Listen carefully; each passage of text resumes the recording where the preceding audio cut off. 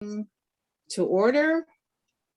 The County of San Diego, Leon L. Williams, San Diego County Human Relations Commission meeting for December the 14th, and we're starting right at 2:01.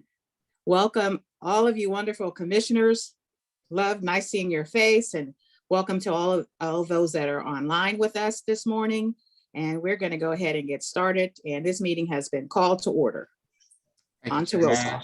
And I would just want to confirm with Edith Sanchez that if you are going to be the sheriff's rep today before I call the roll. All right, great. Yes, thank you. All right, so let's call the roll. Commissioner Naya. Here. Vice Chair Arton. Commissioner Kate Chasen. Present. Commissioner Kate Clark. Commissioner Cinnamon Clark. Commissioner Estela de los Rios. Present. Commissioner Desert. Commissioner Elliot Santos.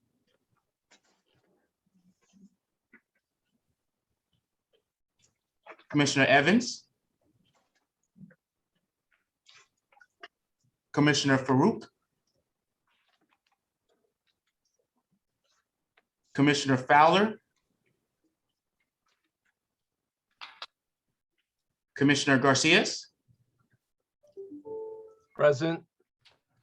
Commissioner Gillies. Present. Edith Sanchez on behalf of Sheriff Gore. Present.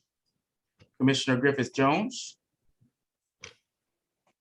Commissioner Hassan. Present. Commissioner Hodges. Present. Commissioner Ismail. Present. Commissioner Corey. Present. Commissioner or Vice Chair Murray Ramirez. Formally present. Vice Chair Murray Ramirez. Chair Nash. Present. Okay, thank you, Nicole. Chair Nash. Present.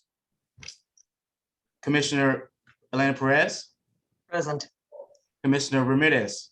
Hermania Ramirez. Present. Commissioner Ryman. Commissioner Roberts. For sure. Commissioner Ruderman. District Attorney Summer Steffen. Present. Commissioner Villaforte. Present.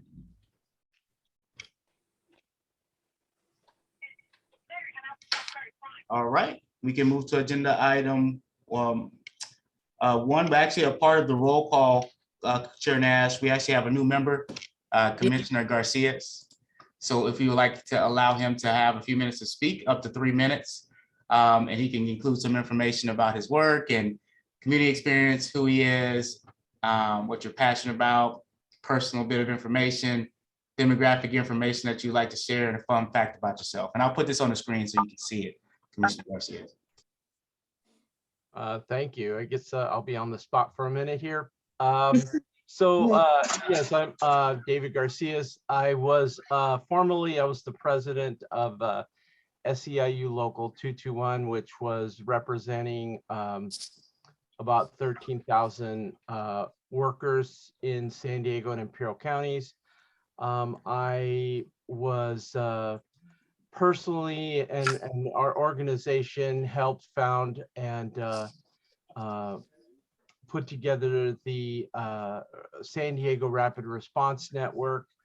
And I was very, very, very happy to have supported that effort. And I'm also staying involved with the Rapid Response Network. And I am really proud to have been able to help immigrant families in San Diego. And then also I'd like to say I was really a strong and passionate participant about the Fight for 15 to make sure that the California raised the minimum wage, helping, millions of workers get paid more. So I've been involved in a lot of community groups, from from the center, the LGBT center, the BayPAC, the Cesar Chavez Service Club. And then also I've worked with many of you. I know Taha and I have worked together, and so I've had a really and then Kate Clark and Ellen, and so I've had a great opportunity to work with many of you and Nicole Marie Ramirez, and so I'm very passionate about making sure San Diego has the best services from San Diego County. And I know my experience working with the County of San Diego as the president of the Workers Union to make sure that the county does better for all its citizens. And I truly believe that this county can be much better in giving services to all the community and even those left behind. And so I do feel very strongly that this commission could be a great platform for that. So I really want to lend my voice to be able to help that happen. And and then one last thing, I was a strong supporter and creator of the Invest in San Diego Families Coalition, which helped bring together a large number of community groups to be able to fight for better county services. So I hope to lend my voice to this this great commission and be able to help in helping further the clients of San Diego County and making sure they have the best services, and that these services make our community great again. Thank you.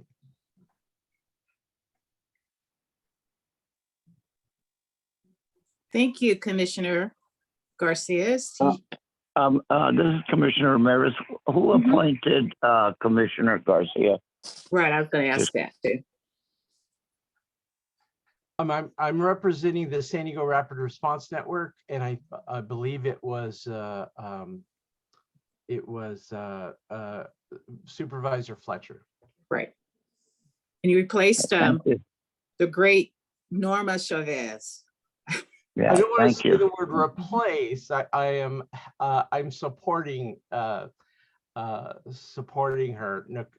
Norma is a great person, and I definitely wouldn't be able to replace her, but I can definitely support all the work she does as well with the ACO. Absolutely.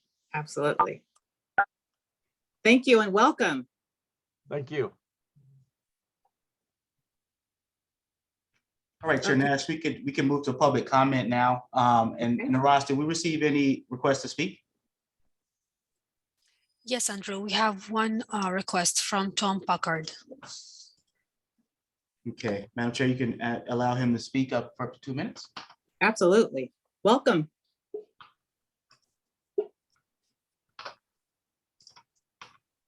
Oh, hello. Actually, can you hear me? Yes.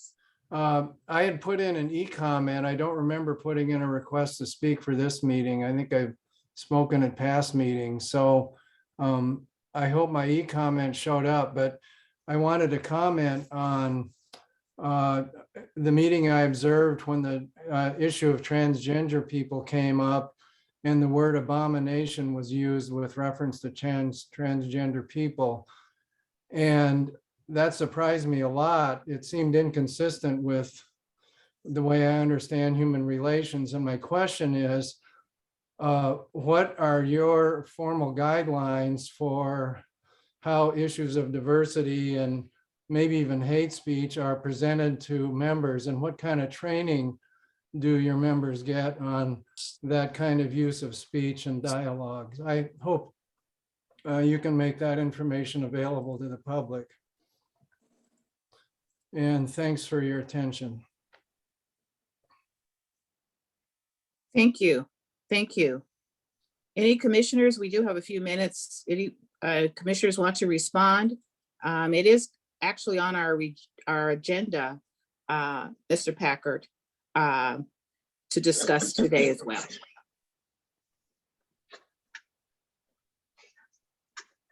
Chair Nash, this is Kara Desert. I'd be happy Yeah. to wait until the agenda item, but I would like to speak with agenda item 8. Okay.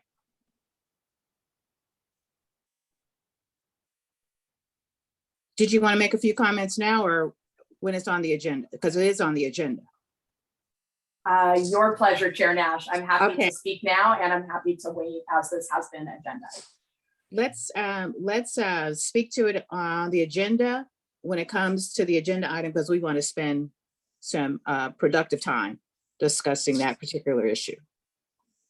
Thank Okay. you, and I appreciate the public comment. Thank you. Okay, can we move to agenda item 4? We can, Madam Chair. Not seeing any additional hands to speak or comments. So, Madam, This is on the teleconferencing meeting. it is. Andrew, you want to bring us up to date, Mr. I will. So, Madam Chair, on December 8th, you sent a letter to the full commission that stated on November 9th, 2021, in order to continue the meet remotely, the commission found on behalf of itself and all of its committees, the circumstances of the state of emergency and state of local officials continue to recommend measures to promote social distancing. The commission also authorizes the chair to renew the determination should the commission be unable to meet within 30 days. Because the next commission meeting is not until December 14th, 2021, I write this letter to confirm I have reconsidered the state of emergency and confirmed it is still in place. I have confirmed the letter from Dr. Wooten, September 23rd, 2021, recommending social distancing is still in place and posted on the county's website. Based on these facts, the conditions exist for the legislative body to continue to teleconference as allowed by Government Code 54953E for an additional 30 days. And Madam Chair, you would have to, at today's meeting, we would have to vote to ratify your letter. And the motion would be to ratify the chair's determination of required findings dated December 8, 2021, pursuant to Government Code, Section 54953E3. Find the legislative body on behalf of itself and all its committees has considered the circumstances of the state of emergency and the state and local officials continue to recommend measures to promote social distancing and authorize the chair to make the determination should the commission be unable to meet within 30 days.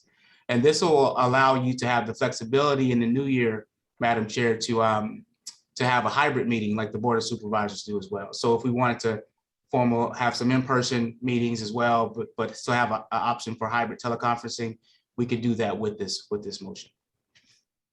Can I have a question, Commissioner Roberts? Can we, since this has to be a roll call vote, can we also roll in the motion to extend it the next 30 days? Since we're ratifying the previous 30 days, can we add a motion to ratify the next 30 days so we only have to have one roll call vote? And I would ask our county council to chime in on that, because I think in the legislation it says that you have to do it every 30 days. So I'm not sure if you can combine it, but council, could you chime in on that?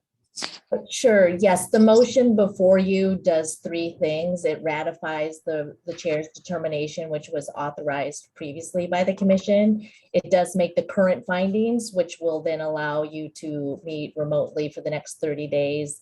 And then it also authorizes the chair to make that future determination should the commission not be able to meet. So this single motion does those 3 things, and it covers exactly what Commissioner Roberts has indicated. So essentially, will we be able to draft another letter if the chair wants to before the next 30 days, send to the commission and then ratify it? Or would we need to vote again at the next meeting, I guess is the question. So at the next meeting, yes, you will need to make, take all the relevant actions. But my understanding is that, you wanted to do those 3 things in the single motion. So you only need to take 1 vote today. This is Commissioner Khoury. I have a question. Was it affected in any way by the orders that came from the state yesterday demanding that starting Wednesday, masks be worn indoor public spaces, etc., for the next 30 days. And did that order include anything about extension of face-to-face meetings, etc., etc.? Are you aware of any?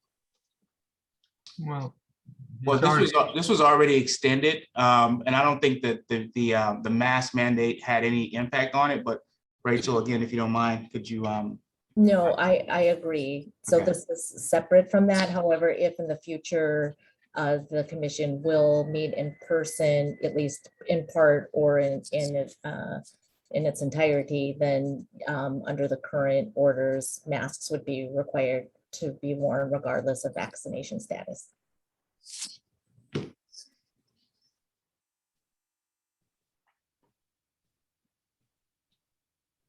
Any other questions?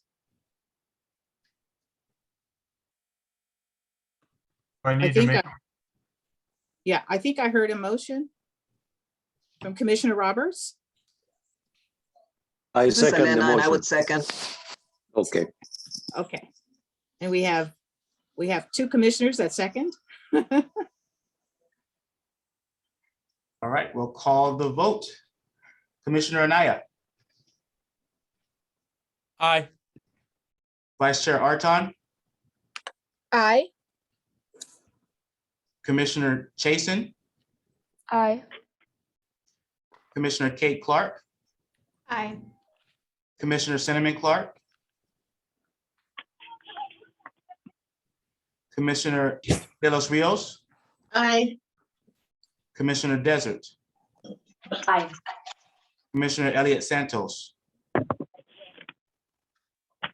Aye. Commissioner Evans, Aye. Commissioner Farouk, Aye. Commissioner Fowler, Commissioner Garcias, Aye. Commissioner Gillies, Aye.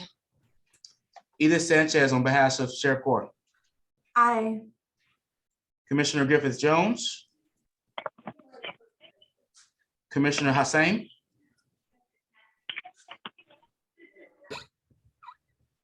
Commissioner Taha Hassan, Aye. Commissioner Hodges, aye. Commissioner Ismail, Aye. Commissioner Cody, Aye. Commissioner Ramirez, Nicole Ramirez, Aye. Chair Nash, Aye. Commissioner Perez, Aye. Commissioner Herminia Ramirez, Aye. Commissioner Ryman, Commissioner Roberts, Aye, sir. Commissioner Ruderman, DA Summer Session, Aye. Commissioner Villaforte, Aye. Commissioner Legaspi. Apologies, I think I might have skipped you. Aye. Thank you. Okay, that motion passes. All right, we can move to the next agenda item, Madam Chair. Okay, agenda item 5, 2022 meeting dates. We need to take a vote on that particular item.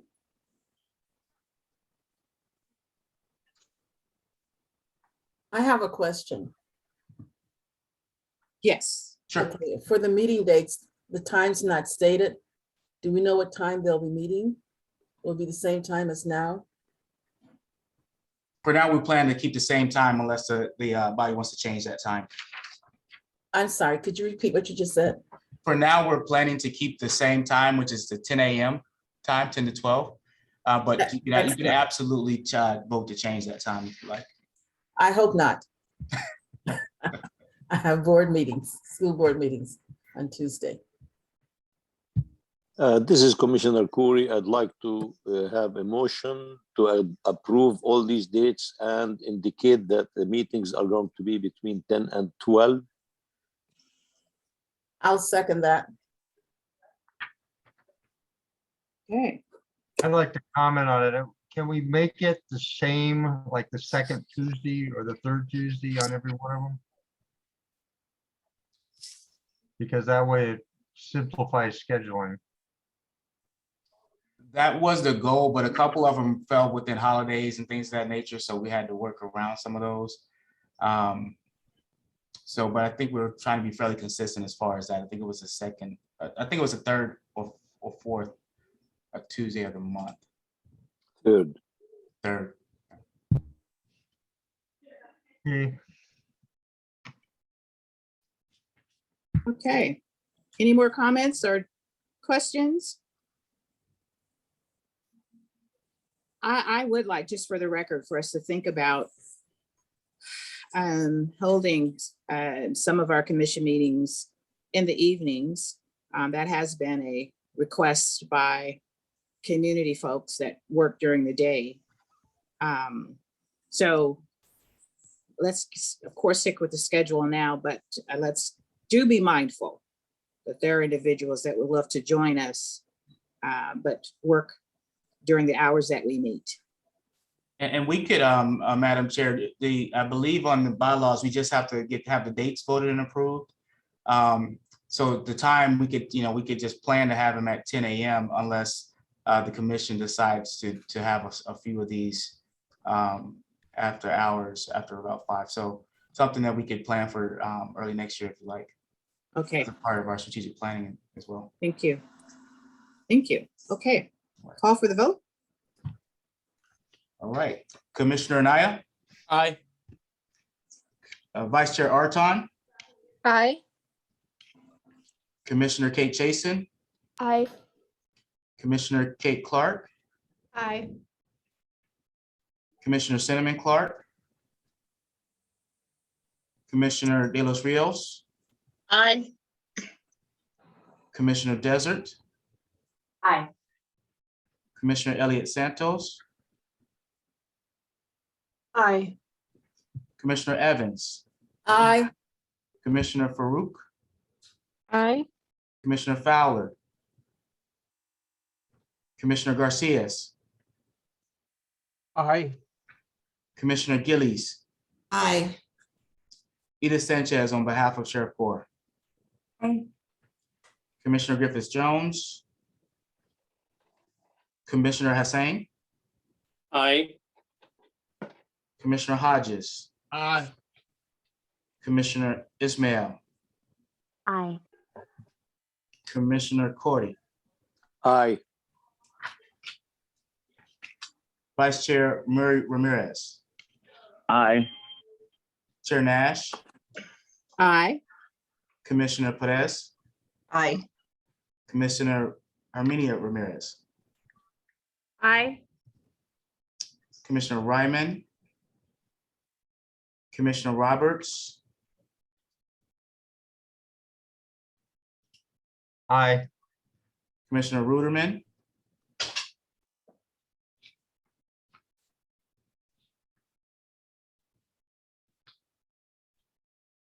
Commissioner Legaspi?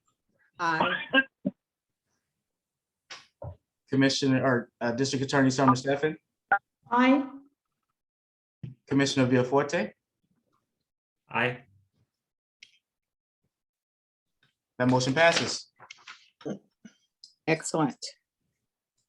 Okay, agenda item 6, bylaws, attendance, absence requirements. We wanted to bring this issue to your attention because next year we like to start enforcing or kind of bringing this attendance requirements to the attention of the commissioners. And I wanted to know what the bylaw said. So Mr. Strong, could you kind of take us through the bylaws in terms of attendance requirements?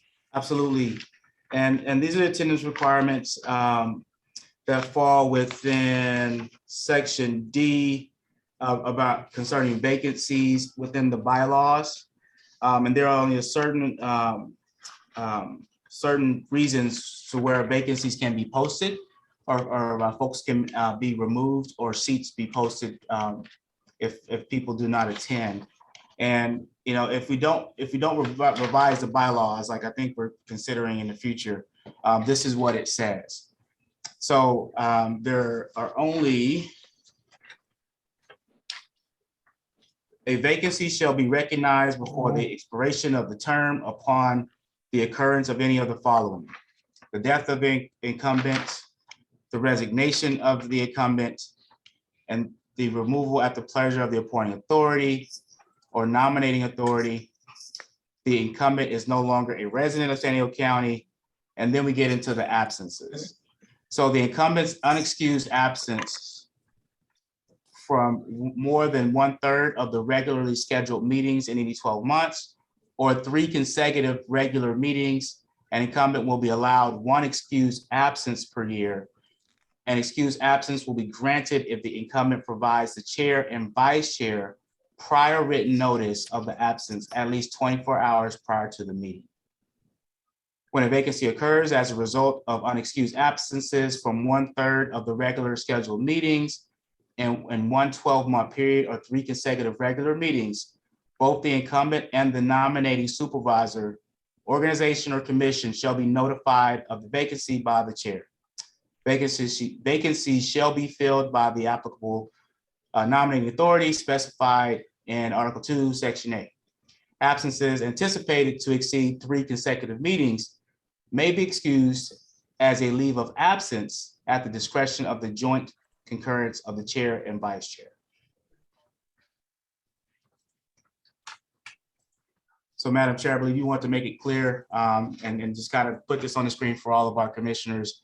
As we know, attendance is really important as we try to make sure we move forward, especially in the new year with our strategic plan and our goals. So, Question, does this language apply to our subcommittees?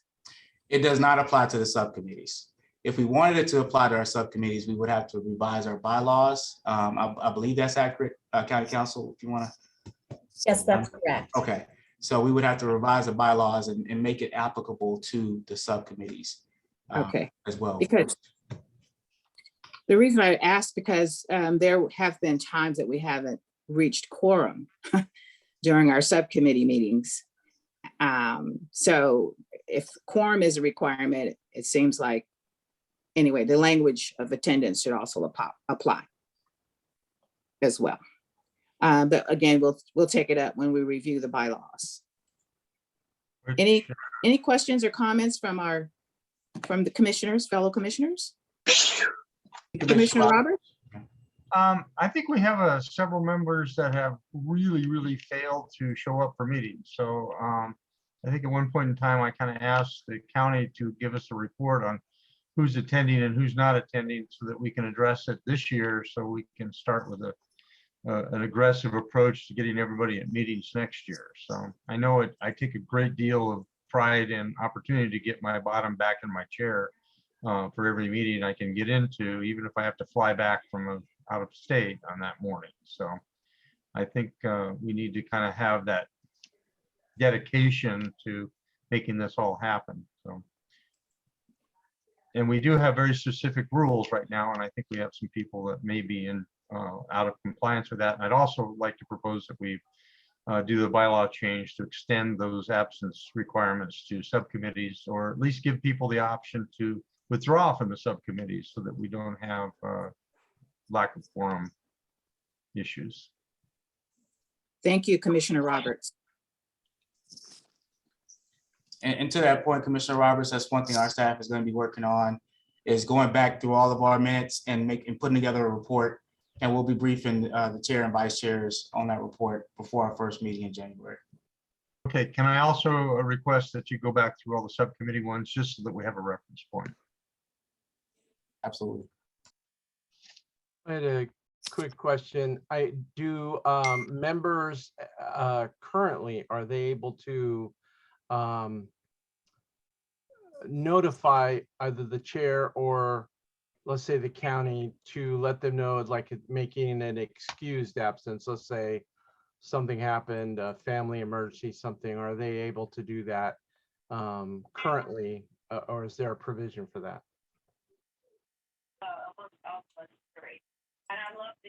There is a provision for that in the bylaws, and it's in that same section to provide a written notice, I think within 24 hours that you have. And you can also have, if you ask for those consecutive 3 absences in advance, you could technically be put on a leave of absence at the approval of the chair.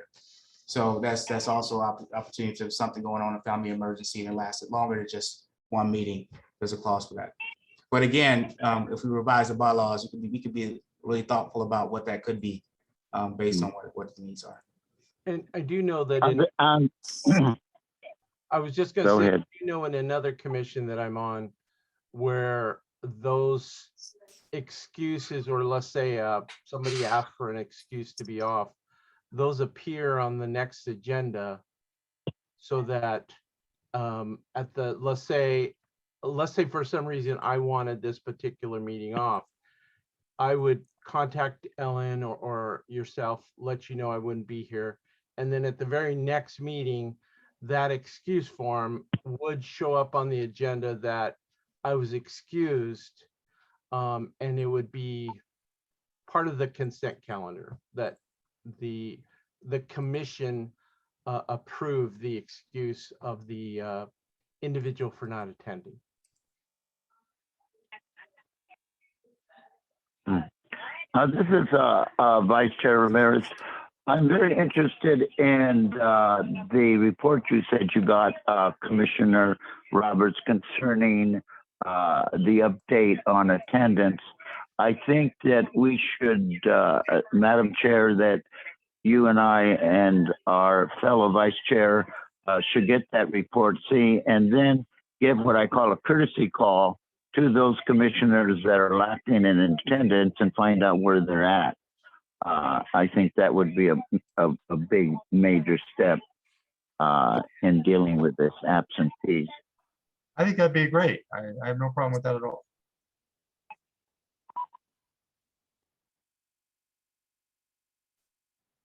I do know that I didn't receive an invitation other than just the last about an hour.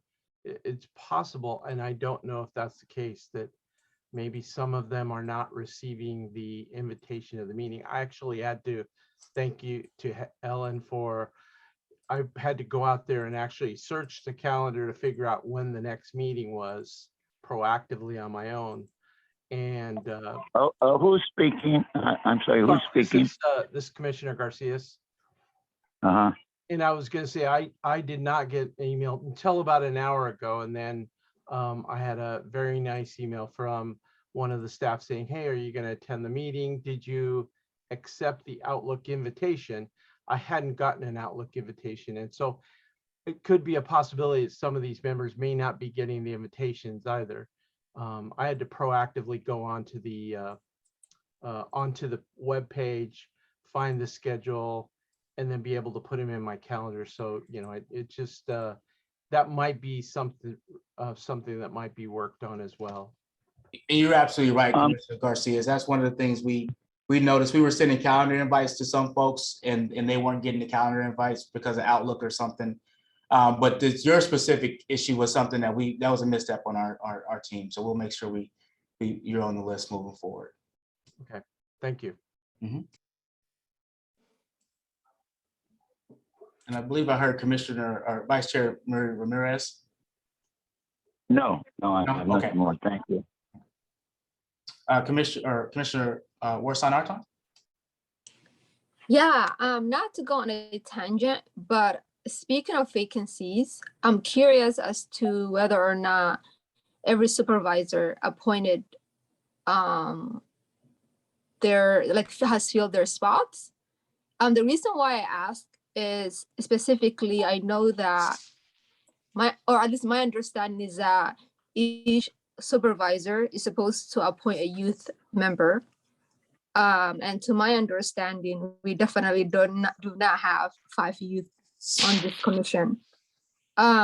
So how do we address that? Is like, what is the responsibility of the supervisors to make sure that they're filling the spots and specifically appointing the individual, or, you know,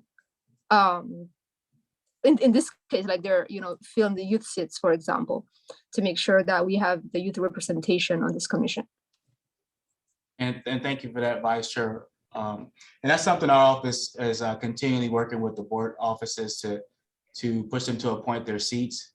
And I think we'll have 2 youth seats that are left over, Chair Nash. I believe that's what we discussed, that need to be appointed. And so we'll continue to work and get those seats appointed. But that's something that's not necessarily on the agenda, so we can't discuss that. But that point is definitely well noted and accepted. Thank you, Vice Chair Orson, for that observation. Okay. Any other questions or comments, or can we move on to the next agenda item? I do see Commissioner Roberts' hand up. I'm not sure if Okay. you still want to speak or no. Okay. Okay. Great. Agenda item 7, discussion on school hate incidents. I think this was a sort of a leftover from our last meeting. Yeah, from our last meeting. I wanted an update. I think there's been some movement, and Commissioner Evans, could you speak to your knowledge regarding the status on the school hate incidents? Well, I think CIF did take some action, correct? correct, they did with the action of the tortilla incident. As you know, Coronado lost its title, and it was challenged, and CIF stood by its rules, and Coronado still does not retain its championship title. And in talking with the CIF representative for California School Board Association, there's a lot of controversy because, you know, CIF is directed by people who are somewhat conservative, even though they do project and say that, you know, fair sportsmanship. But basically, it's more focused on winning scholarships, you know, titles, that kind of thing. So, but as far as Coronado, it's still definitely Coronado will not have that title. Okay. And as far as the individuals, the man who actually brought the tortillas, I have no idea as to what consequences he's faced. And I don't think he's faced any other than maybe community, you know, disregard, but actually nothing. The coach has been dismissed as the coach. Okay, even though he is a teacher, I believe a 3rd grade teacher in Sweetwater School District. And that's where we are. This is Vice Chair Ramirez. I think it would be a good thing for our chair to send. I know that you're absolutely correct that they petitioned to have overturn the decision to take away their championship, and they for the second time said no. So they've withdrawn, as my understanding, to, you know, any more of trying to get it back. But I do know, and I think we all know, that the athletic commission or board or whatever it is that made this decision has gotten a lot of negative response. And I think it would behoove us as a commission to send a letter to the board and just saying that we appreciate their stand and we felt it was the right stand to take. I agree. But again, I think they could be a lot more effective. And the other thing is Cathedral School. I know that several, I guess, schools within the district, charter schools who play against Lincoln have canceled playing against Lincoln or are playing against Lincoln at Lincoln High School, allegedly because quote unquote safety issues. So I think that needs to be addressed. All right, and Cathedral continues to have these t-shirts that say, you know, Cathedral versus convicts, and some other even more hurtful kinds of comments, which I won't share. But I think we still need to investigate overall what the school districts are doing in terms to eliminate school hate. I know the districts can say, well, that's an after school, off campus, situation, wearing t-shirts. We don't have any control over that. But at the same time, I think, we need to look more in terms of what are we doing for social emotional learning? What are we doing regarding diversity, equity, and inclusiveness? And what are we doing in terms of just teaching civility and maybe going back, reinstating civics into the curriculum? And how are we supporting ethnic studies or as well as history courses that truly teach the truth about our history, United States history, or world history for that matter. And Madam Chair, we have a few hands up. We have Commissioner Gillies, Commissioner Chason, and Commissioner Anaya. In that order, thank you. Thank you. I thought that we had written a letter as a commission to CIF and asking them about that. I think they had said that they were doing trainings or that trainings were available to coaches, and we asked what the nature of that was. And I'm wondering if we ever had any response or follow-up regarding their curriculum and their trainings. Their trainings are posted. No, I don't think that they've actually responded to us. No. We're going to send a letter. We changed the tone of the letter because based on CIF's policies, vision, and mission statement, they state that they believe in equity and fair play, et cetera, et cetera. In terms of the reality of the situation, I don't think so. Okay. Commissioner Chason? I mean, I struggle to organize my thoughts when we talk about this topic because it's one that we've been bringing up for months now. I believe we've been bringing it up since May or June, and we're still we're still in the same place. In this instance, there was a resolution. It was to be transparent, like it was a shallow short-term resolution. There is no systemic change that is going to come from a coach getting, or from a team getting a slap on the wrist by the organization or from CIF. Like that's not going to make change. And so in terms of action that can be had and action that can be seen, it's something that I feel that either we as a general commission or like us as the youth subcommittee, that's a thing that we can take on going forward as saying, okay, well, if you are not going to put in the time to make those concrete steps to make that systemic change, we're a group that is willing to put in the work so that we can see those changes that we want to see. Because I do think a lot of it comes from education. A lot of these incidents that happen come from a place of ignorance. They come from a lack of education and prior knowledge on those topics and the historical implications that come with it.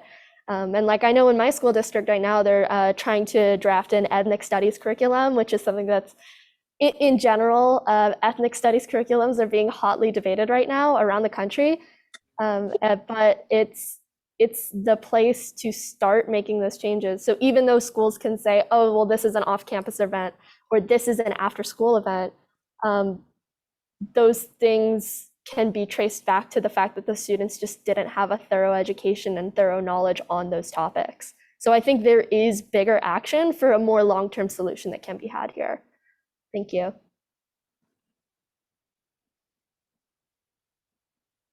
Thank you for your comments, Commissioner Chason. And it is really the place for this to be school hate incidents is with the Youth Commission. And we're here, stand ready to support you, Commissioner Chason, and your committee, possibly some collaboration with Commissioner District Attorney Summer Steffens' youth commission that she has, and other commissions in the county and the city to make this front and center formats like town halls, workshops. I do think it's going to be a long haul. But we stand here ready to support in any way we can in that particular work. District Attorney Stefan, do you have or your office involved with school hate incidents? Do you have data or information on that? Yeah, we absolutely are. We have a contact with all the school districts to look at threats to school that include hate crimes. We're very, very active. We evaluate, we also prosecute some of the incidents, but we can't talk about them because hate crimes, that don't involve the level of violence that send them to adult court are protected in privacy. So the public doesn't get to hear about them, but they're things that we work, seriously on, and we, bring accountability. But in some incidents, like an incident recently, the victim wanted more of a restorative process, and it was a very healthy process between the youthful offender and the victim. So it's complicated. We take everything in, but we stand ready. We have the connections with all the school districts. We stand ready to assist, this commission or any subcommittee in whatever ideas to promote this. This is Commissioner Khoury. I have my hand up. Sorry, go ahead. Oh, sorry, Commissioner Anaya. Sorry, I apologize for that, but I got to jump in, and I had my hand up to be respectful, but someone mentioned we've been at this for months, and they are absolutely right. And we are actually repeating ourselves today, and our discussion is repeating itself. And if I remember clearly, and I think I do, we drafted we took action on very specific action items so that we wouldn't be in this position months later. And I'll get to that in a second, but I want to cover a few other points. The first point, and one thing that I want to just put out there, because it's my initial gut reaction when I hear this. Let's stop referring to this as the tortilla incident, and let's refer to this as the Coronado school incident. There's just something about that to me just minimizes the conversation. And the reason that bothers me such is because I think someone else mentioned the Lincoln incidents, and we haven't mentioned or even had discussion on the recent Bonita Vista High School incidents. This is not new. This conversation, people say months. No, this is decades worth of conversations. And this is where I start getting a little frustrated at this process.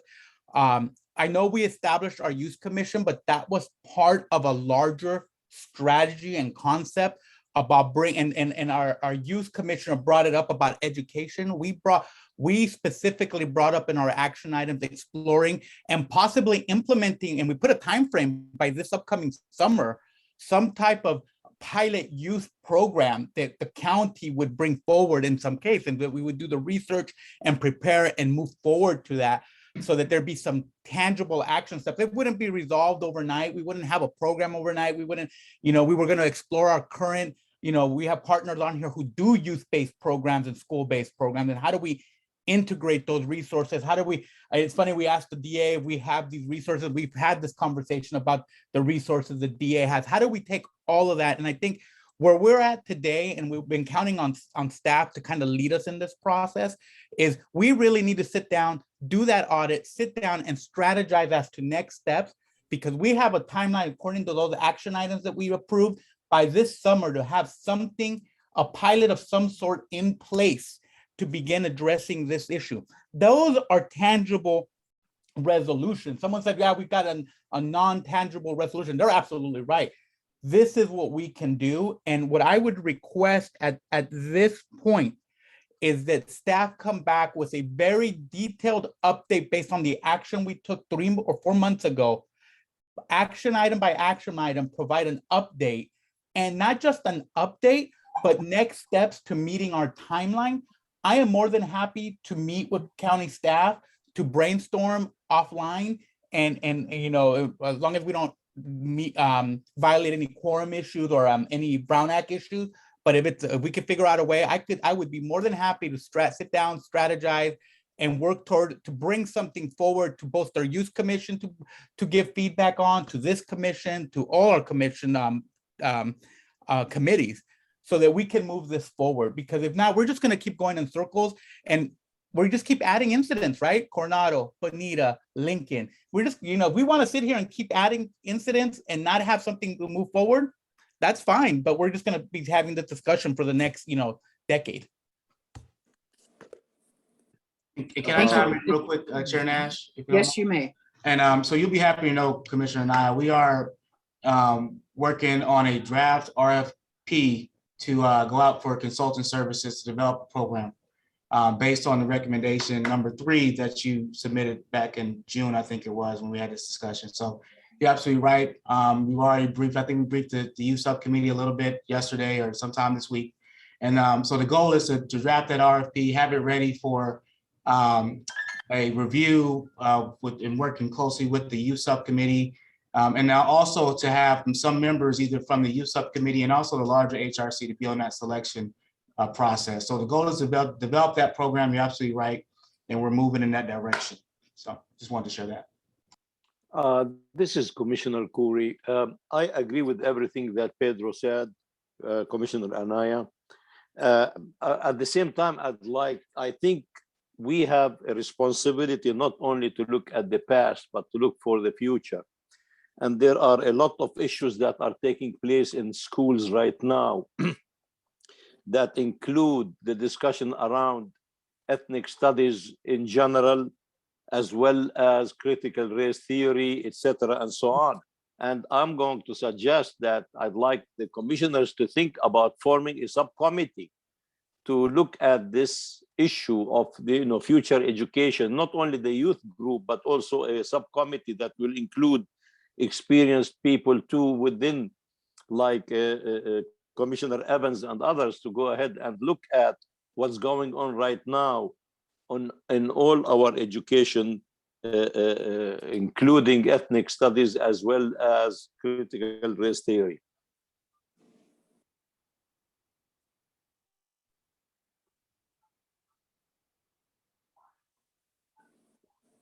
Is that a motion?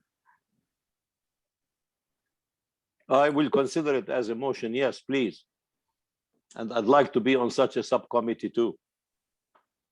Well, I second the motion. Madam Chair, I have my hand up, so I don't know if you can. Go ahead. Have your, Commissioner Gillies. So I also want to add in, because nobody's mentioned that the recent incident at Torrey Pines High School, which was very painful for the Jewish community right on the heels of the Bonita Vista High School incident. So this is definitely an issue, and I appreciate Commissioner Anaya's conversation. I want to comment on Commissioner Khoury's motion, in that I'm trying to understand what the boundaries are of our commission, because I just don't think we can do everything. And I'm not sure that education is within the realm of what this commission is doing. And so I'm just, maybe somebody from staff can help me out to understand if there is a space for that within this commission. May I respond, please? Sure. This is Commissioner Khoury. If we represent the communities that we represent each on his own, as well as represent the county of San Diego in general, we cannot be selective in what we represent and what we would like to discuss and what is important for our communities. Ethnic studies is a very important subject to the Arab American, the Palestinian American, the Muslim American within our communities. And accordingly, if we represent those groups, they have to be discussed. That's the way I look at it. I think it's part of what the Human Relations Commission is supposed to be. Thank you. And quite frankly, the schools are overwhelmed right now. So we need all the help we can get. If there's someone out there can make a positive contribution to how the school school districts are functioning, excellent. School boards only reflect and represent the folks who elect them. I think it's real important. And when we talk about something like ethnic studies, realize that it begins in the community. Someone or groups in the community will go to their representative, their elected official in Sacramento and say, hey, we have this great idea for this program, this class. It then goes to the California State Board of Education, and then it comes down to the school boards, assuming that it's passed.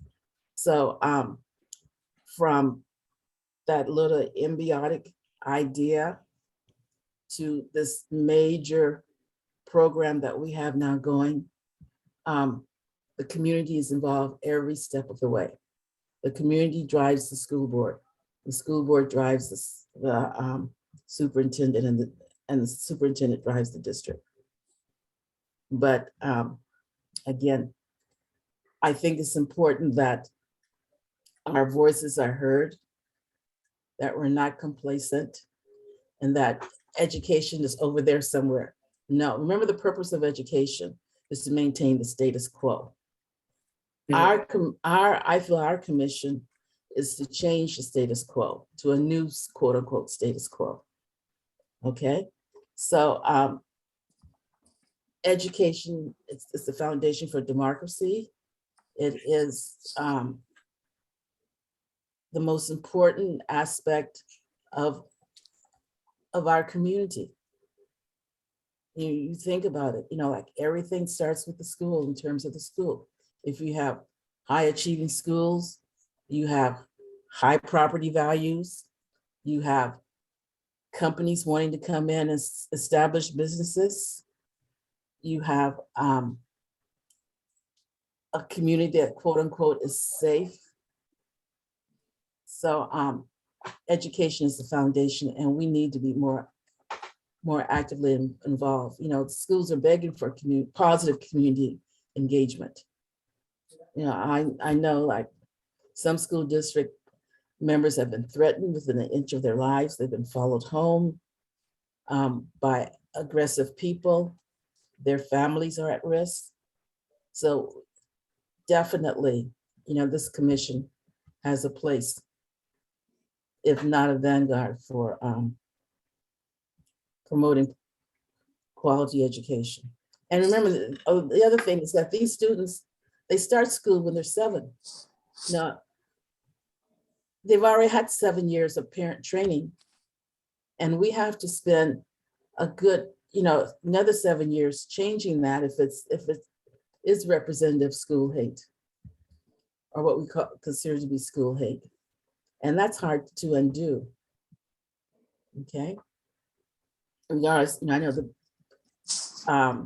biblically it states, keep your child for 7 years and give them to me, and I'll, lead the way. But no, you have to unlearn and then relearn, and you're going against the values maybe of a family. And if you don't mind, may I chime in on Commissioner Gillies' question? And then I see we also have Commissioner Naya, Commissioner Corey, and Commissioner De Los Rios' hands up. But Commissioner Gillies, you were asking about this kind of the scope and purview of the commission, I believe, when it comes to education. And we talked a lot about that during the strategic planning meeting. We talked a lot about what, the types of things that we should be doing. So as far as the goal set, so to answer your question, it's pretty broad. I mean, this commission could do what it wants around promoting positive human relations in any one of the categories, and that includes education. But as far as what you could do, things like forums, the one thing that comes to mind is the fact that you do have a legislative subcommittee, you have a policies and procedures subcommittee for county government, but you have a legislative subcommittee that you could support.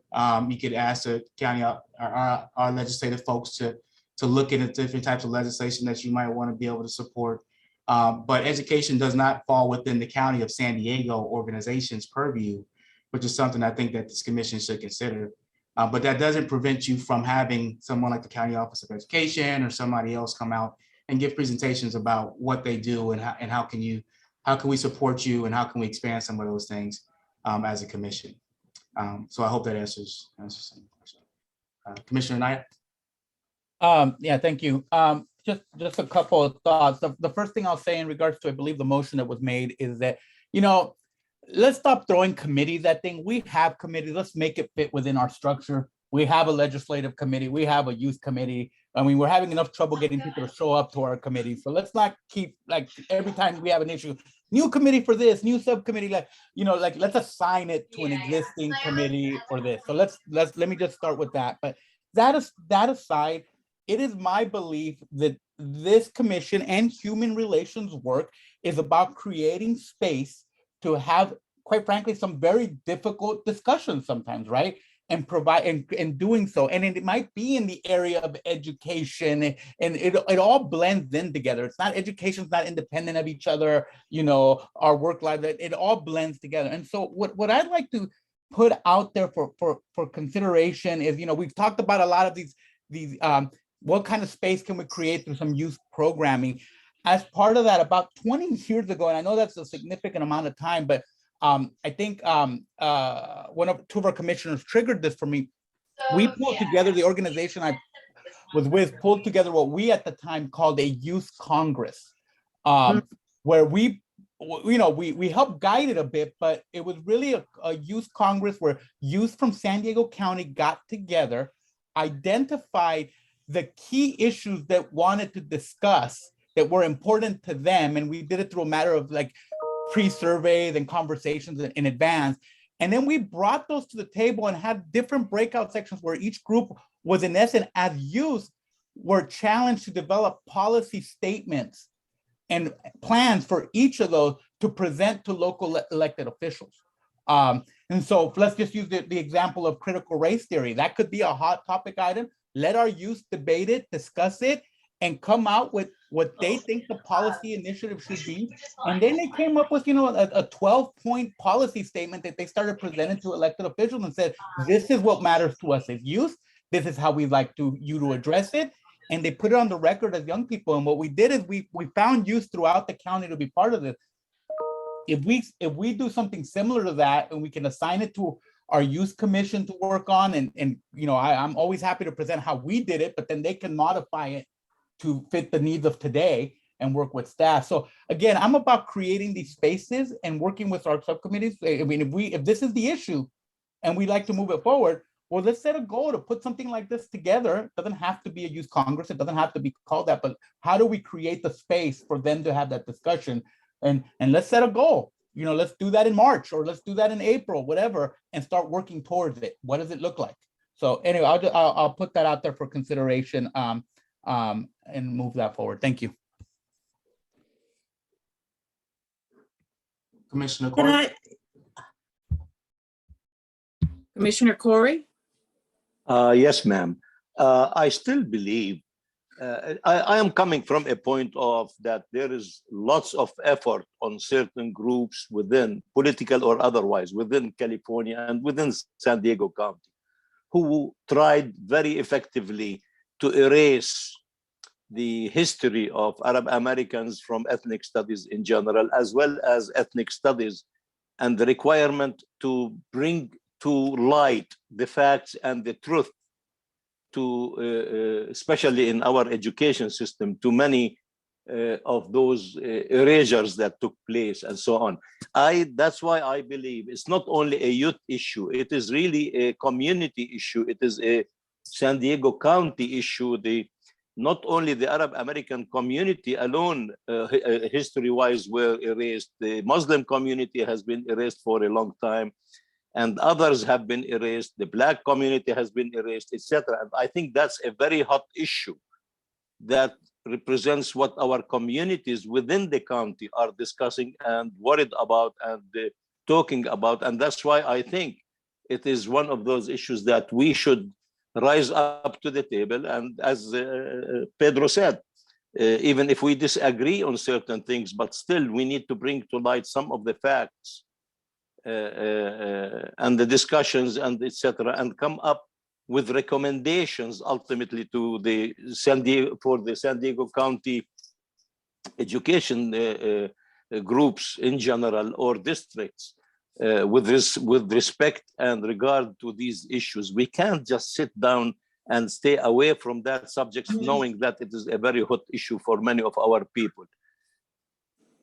Thank you, Commissioner Corey. I want to interrupt right now. We're on a time-sensitive schedule, and we have our next agenda item that I really want to spend some time with coming up with a solution. So if the remaining commissioners could shorten your comments, and we definitely want you to know that this is an important subject and we are going to take action on it. But I also want to spend time on our next agenda item as well. Thank you. Commissioner De Los Rios. Yes, thank you, Commissioner, and also thank you, Chair. I'll make this brief. I am personally working with the San Diego County Coalition for Equity on Education and addressing critical race theory in the schools and meeting with the schools administration. But I believe it's our obligation as Human Relations Commissioners to have a voice and possibly send a letter of support, a letter to the school board, superintendent, school board, the head, whatever that chain is, and send a letter. And I also do agree with having us put this as on a priority, because school hate affects all of us, not just the children, but parents and community and so forth. So I just wanted to put that out there, that I am totally on board to support whatever this commission decides, and we need to take action on it, especially because that word HATE should not be in our San Diego community. Thank you.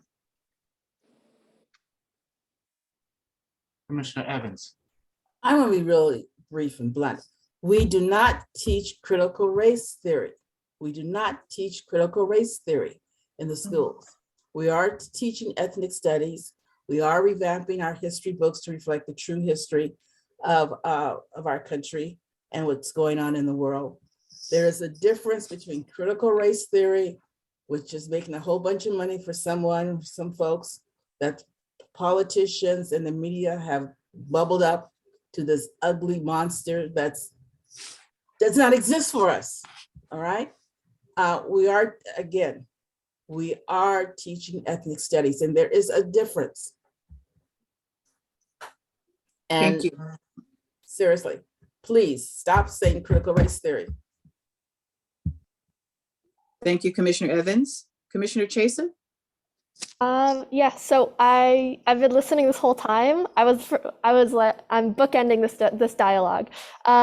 So I'm the only high schooler on this commission. So my constituency are the people that we are talking about in this issue. That is my constituency, textbook definition. Those are this is my group. So I'm gonna try and keep my comments brief. The conversation has pulled in a lot of different directions as we've gone through this dialogue on this topic. I think one, we've established that it's an issue. We've established that it's a broader issue, and a way to go about it is education.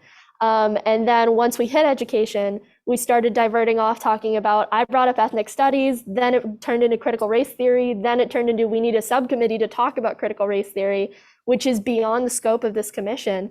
So what we can do is, if we want to say, okay, this is a problem, we can highlight other people that do, and other organizations that do work within the scope of that issue, because that's what we're here to do. We're here to create relations between the people that are qualified to talk about these issues and the people who have experience talking about these issues. And a lot of the things that were brought up during this are things that I'm also going to bring up when we do our subcommittee review, because it's really relevant to the youth subcommittee and what we want to talk about.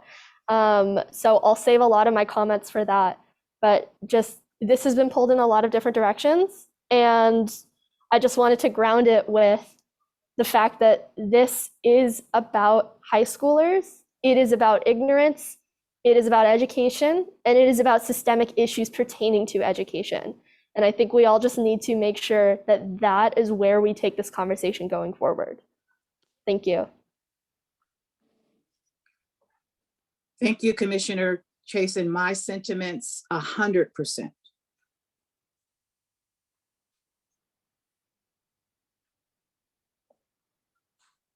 Any other comments before we leave this very important subject? Yes, this is Commissioner Khoury. I have a motion. I'd like to hear what is going to happen to that motion. In regards to the creation of subcommittees, it is the chair's, within the scope of the chair's responsibilities.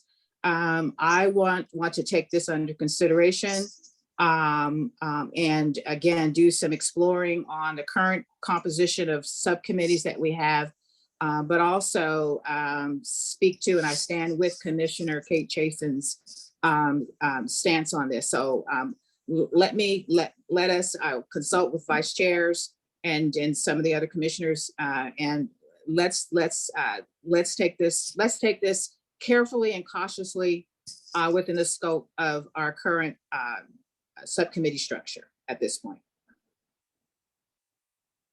Thank you. I see other hands. Can we move on to the next agenda item or any more discussion on this? There will be ongoing discussions, but I want to move on to our next agenda item 8. Not seeing any more hands, Chair Nash. Thank you. Okay. Agenda item 8, please.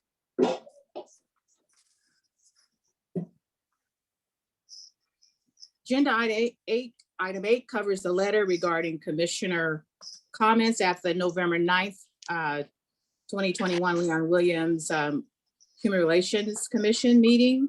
I would like to start with our own Commissioner Attorney Cara Desert to make introductory comments. Thank you, Chair Nash. Thank you, Chair Nash. I want to begin by centering us in the Commission's mission, which is to promote positive human relations, respect, and the integrity of every individual, regardless of gender, religion, culture, ethnicity, sexual orientation, age, or citizenship status.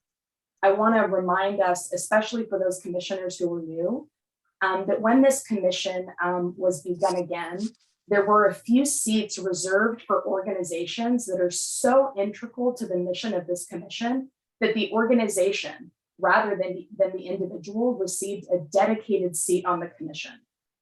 So one of those such organizations in the bylaws is the San Diego LGBT Community Center. That is who I represent, and our mission is to enhance and sustain the health and well-being of the lesbian, gay, bisexual, queer, transgender, non-binary, immigrant, and HIV communities for the betterment of our entire San Diego region. For those of you who were not here on November 9th, I will not repeat the hate language that Commissioner Hodges used in reference to not only our general transgender and non-binary community, but specifically to the 2 transgender commissioners who were a part of this commission. The word abomination was used, sinners, and intentionally misgendered people.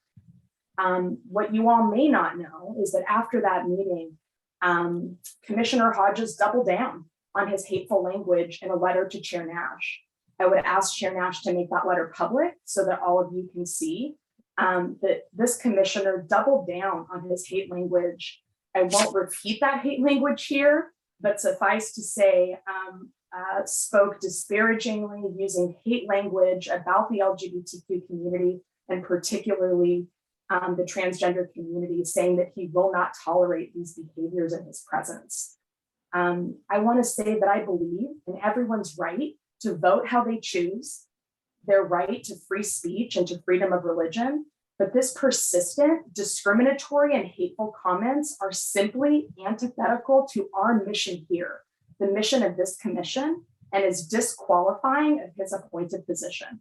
We are called on not to serve our own interests, but to serve our region in furtherance of human rights, and it is clear that Commissioner Hodges stands vocally and fervently against our LGBT community, and he cannot serve this commission's mission. Therefore, I respectfully call for his immediate resignation. I wrote a letter to that effect. I shared it with Chair Nash. I shared it with our Board of Supervisors, and I want to specifically thank the commissioners who joined me and signed on to this letter: Vice Chair Nicole Marie Ramirez, Commissioner Julia Legatsky, Commissioner Gina Roberts, Commissioner Alex Villafuente, Commissioner Tammy Giles, and Commissioner Pedro Anaya. I will say she didn't quite meet the deadline, but Commissioner Eleanor Evans was with us in spirit on this. This is such a serious issue. We have just spent an hour talking about hate incidents in our region. This is a hate incident that happened here in our commission meeting on our watch. I am horrified, I am deeply offended, and I cannot stand for this to continue. I promised Chair Nash that I would come today with thoughtful solutions. And so I see 3 ways forward for this commission. Number 1, this commission joins me in asking for Commissioner Hodges' resignation effective immediately, as his comments and his letter in writing are simply disqualifying of his appointed position. Number 2, if that doesn't work, we launch a public campaign to Supervisor Anderson, also leveraging our relationships with the other supervisors, to ask for Supervisor Anderson to remove Commissioner Hodges from this commission. Third, if that still doesn't work, we have some power to revise our bylaws. According to our bylaws, Chair Nash does not have the authority to remove a member. That's reserved to the supervisor who appointed the commissioner. I am a member of many boards, as I know many of you all are, and that is rare. Usually, the chair is empowered for egregious offenses to remove a commissioner. So those are the 3 ways forward I see. I, of course, want to hear and have a robust discussion here. I hope we can dedicate the remainder of our meeting to this issue because it is so serious and so egregious. I have offered several times and offer again that the San Diego LGBT Community Center has a training institute, and we would be happy to offer a training that we offer specifically about transgender and non-binary people to educate the commission further about this community and the severe level of hate, violence, and discrimination that this community experiences, resulting in the highest unemployment rate of any group, the highest rate of a number of health issues, including the highest rates of suicide of any group in America. So my heart goes out to our 2 transgender commissioners. I am horrified that this happened in your presence, and I call on all the commissioners to join me now in asking for Commissioner Hodges to resign effective immediately.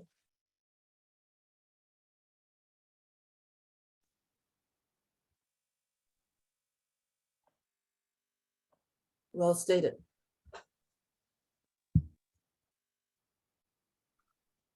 So I'd just like to say I am also I agree with the commissioner and that some type of censure should be a part of this from the commission.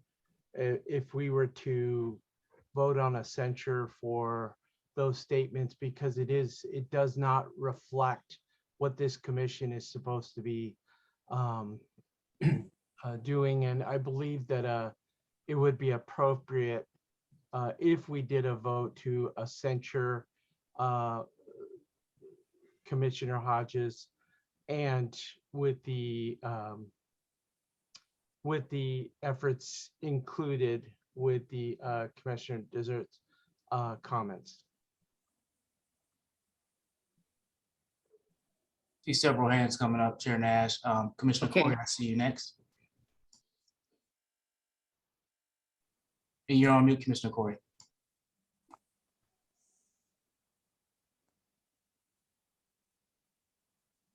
Still on mute. Let me see if Naraz, could you unmute Commissioner Corey? He may be having some.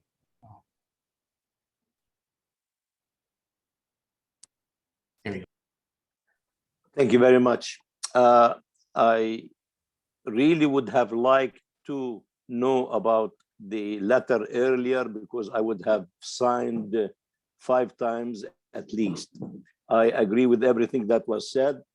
I represent something called the American Arab Anti-Discrimination Committee. We are a civil rights organization, and we reject any discrimination in any manner whatsoever. Accordingly, I would support whatever the solutions that Cara came out or Commissioner Desert came out with, and suggest that we vote on it in order to go ahead and start implementing rather than just only discussing. Thank you. District Attorney Somerset. Although obviously we all respect First Amendment speech and varying views, the perspective I have is from the perspective of understanding what hate crimes are like and what hate speech does. And unfortunately, there's clear documented evidence that when you dehumanize people by calling them names and referring to them in a manner that dehumanizes them, it promotes violence. We know that this past year was the highest level of murders against transgender people. This commission has a duty to never in any way promote hate and violence. And words do matter. And we know in law enforcement that words can instigate violence by making somebody appear lesser and dehumanizing them, you are promoting hate and violence against them. So I definitely agree with Commissioner Desert on her recommendations. Commissioner Legaspi. First of all, I would like to thank Madam Chair and Vanessa for showing up at the Transgender Day of Remembrance. I thank Commissioner Desert for what she has said in support of the transgender community. It still affects me what happened in our meeting, because for 40 years of fighting for transgender rights, what has been said diminishes and evaluates all the hard work that I did. Like what I've said before, we were not asking for special treatment. If they cannot respect us for what we are, please respect us as a human being. And I'm sorry, I always get emotional on this topic because we are using the First Amendment to hurt people like me.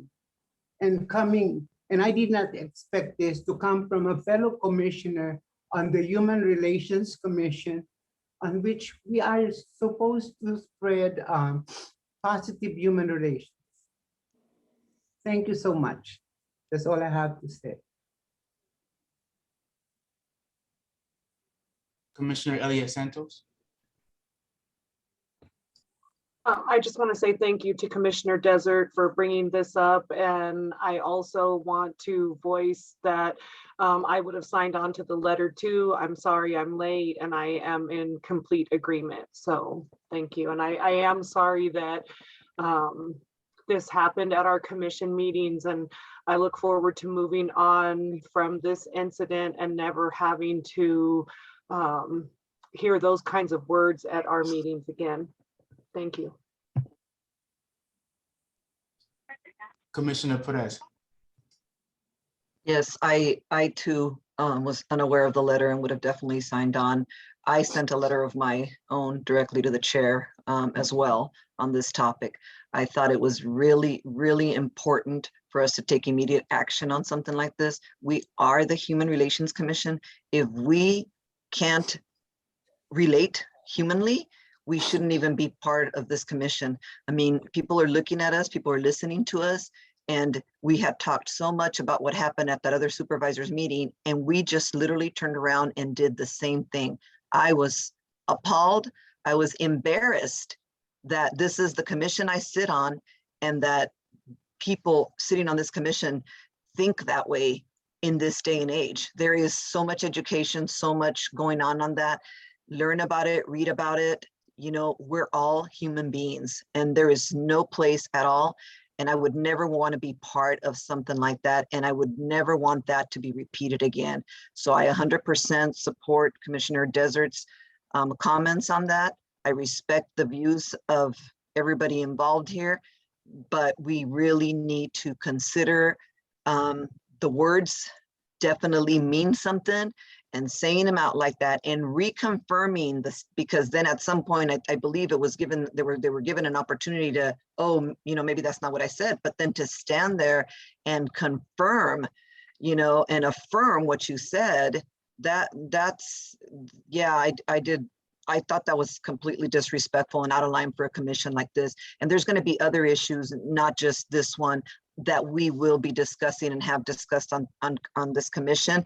And so we need to have members that are open. We need to have members that are accepting. We need to have members that want to make these changes. Otherwise, you know, why sit on this commission? So I too apologize to those hurt. I apologize on behalf of our commission.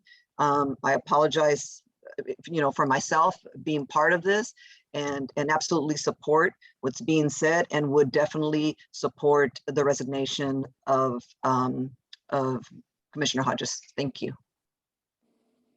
Commissioner Anaya. Well, I want to thank our commissioners for keeping this alive and this conversation going. Our Commissioner Desert, thank you. Very well said, very well spoken. Thank you for allowing me to be able to co-sign that letter. And for those that were unaware of the letter, you know, sometimes, you know, we just can't wait for things. And I know on my end, I couldn't wait to reach out to some of our folks and say that I wanted to, what could I do to help? And my timing just happened to work out with the letter. But I'm also very impressed with those of you who reached out on your own and did it as well.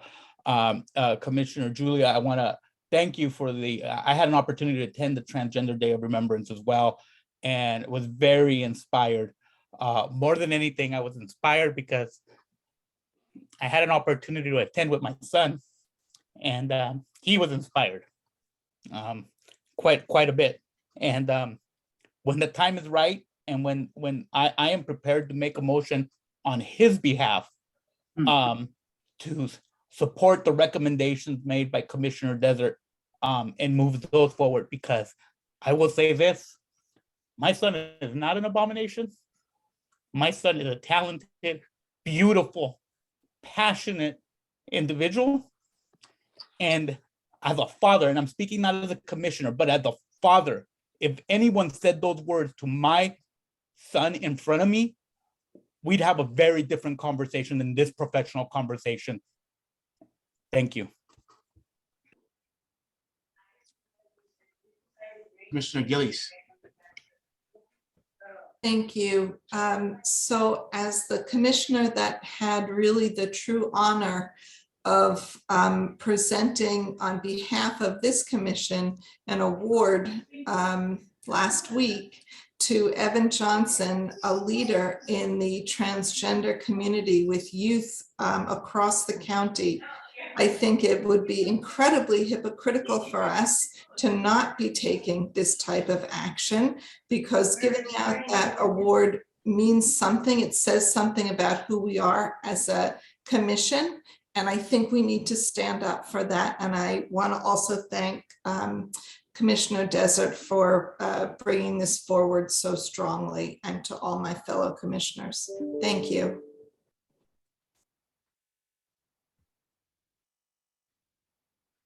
Commissioner Roberts.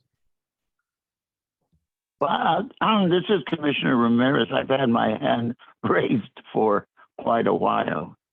I know I'm on the phone. How does that work? Go ahead, Nicole. Thank you. This has been very difficult for many of us in the LGBTQ community. If you think that that was the end of the meeting, and that Julia, and as many of you know, I'm very close to her, has went through quite a bit since that meeting, and what she was called. There's a lot of hurt, and do not think that this is not spreading within our community. The gay press has heard about this. I've told them not to write anything at this point because we really don't need this. I don't know how many of you saw, you say it takes a village, that put on our most successful awards event. And it was all of us working together. And it was a beautiful thing. For me, having worked 30 years through Ron Roberts and Bonnie Dumanis, and finally to get this commission back, which should have been, always remember that this commission was taken away because it was giving voice to a lot of people who were voiceless. And at that time, that San Diego was even more conservative. They couldn't wait for Leon to get off that commission, and we were the first commission to go. So working all that time, and don't think, as I remind you, that we had the votes for this. If that gentleman did not wear, and I say that loosely, gentlemen, that Nazi mask, that swastika mask in the grocery store, if that terrorist action did not happen at that temple, that synagogue in Poway, we would not have had this commission. Because I can tell you, working with Nathan Fletcher, we still only had 3 votes. And then when these incidents happened, we got 4 unanimous votes. And now we have a commission. I think it's very important that we take action. And let me make something very clear. I think many of you know who the late George Stevens was, Reverend George Stevens. He had similar views, but he and I worked together on so many projects, on the Martin Luther King, trying to get the convention center, a street named after Martin Luther King, which was voted down by the voters. He and I worked on many, but I understood where he felt on religious beliefs, but we still worked together. He respected me, I respected him. I know he would never have said something like that. So I just want to thank Commissioner Desert, because she did a job I could not do verbally. And also our chair has done her best. She may be quiet at times, but she is working, and she made outreach and try to work these things out unsuccessfully. So I thank her too. Thank you. I'd like to take my time to talk now, since I reserved it for Nicole. My computer froze as soon as he started talking, and I was unable to, or I dropped my raised hand. So this is Commissioner Roberts. I'm kind of torn about this whole thing, because yes, I was the target of one of the comments that Commissioner Hodges made, and it's upsetting as heck to me. But I think one thing that we are forgetting in this whole exercise, and I made the comment, and I did sign on to the letter, and I'm proud I signed on to the letter. But one of the things that I found that's a whole lot more satisfying and positive is to actually engage people that don't agree with you. And you know, the fact that Pastor Hodges has these personal beliefs is a fact, and there's a lot of people in the community that do. And I think it's important that, you know, this not be a box, an echo chamber that we talk into and everybody says exactly the same thing. And so while I don't agree with what Pastor Hodges had to say, I do respect his right to say those things. And I do reserve the opportunity to engage with these people, and I have on numerous occasions with a very religious right, in order to just establish conversations and provide some basis of understanding. So since I started the problem that he caused by asking for an explanation of the abstention he made in an attempt to try to build consensus that everybody could support, I will abstain from any vote on this issue, but it's purely because of that opportunity. So I pass it to the next speaker. I have to respond. This is Commissioner Ramirez. Commissioner Roberts, if he had not written that letter, and I wish, it's unfortunate that every one of these commissioners do not have his letter, but as Commissioner Desert so rightfully said, after hearing Julia break down, he still wrote a letter, but this time he added people. So he first statements were transgender. Then he added the entire homosexual community to make sure that we were aware that we were abomination to. So there are some people who are, and it's religious belief that, you know, God bless him. But this is his belief, and this is the way he acted. It is the letter that was the icing on the cake for me.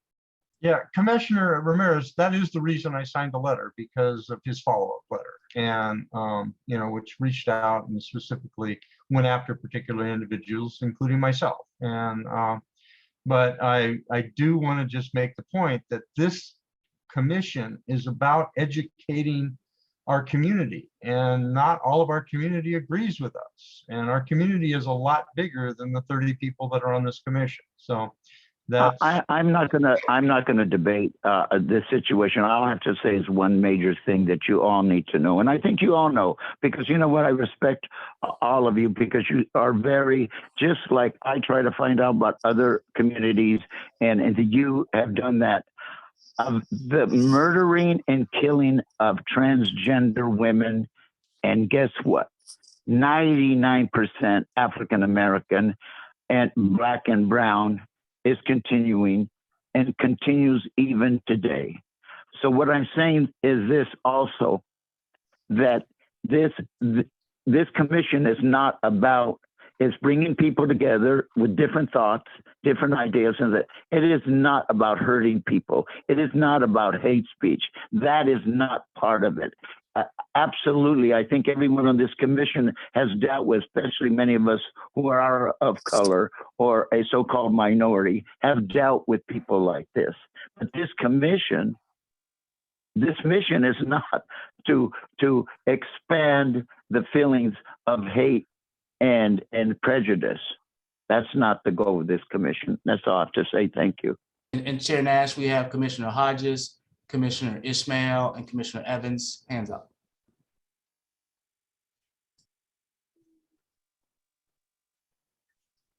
Commissioner Hodges. Ellen, you're muted. All right. So I've heard all the comments, and I just want to first say that I love all of you. Trust me, I do. I've been preaching the gospel of Jesus Christ for 28 years. I worked in law enforcement for 32 years.